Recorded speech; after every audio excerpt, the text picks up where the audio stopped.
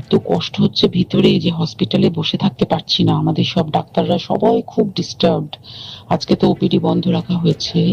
Actually যেটা ঘটেছে সেটা হচ্ছে, আমি শুনে তো মানে বিশ্বাস করতেও নিজেকে কেমন লাগছে রে।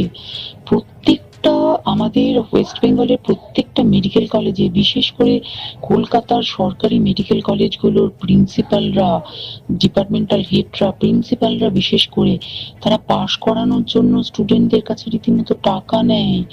যেসব স্টুডেন্টরা, ইন্টার্নরা, পিজিটিরা যারা ভালো করে ক্লাস করে না বা থিসিস তারা জমা দেবে, পিজিতে তো থিসিস জমা দিতে হয়, তো যারা MBBS final year final pass করবে না সাপ্লি পাইয়ে দেবে, ইন্টার্নের কমপ্লিশন দেবে না, ইন্টার্ন হওয়ার পর কমপ্লিশন না দিলে তারা রেজিস্ট্রেশন নাম্বার পাবে না, এই সমস্ত ভয় দেখিয়ে টাকা পয়সা নেয়। সমস্ত জায়গাতেই এটা আছে।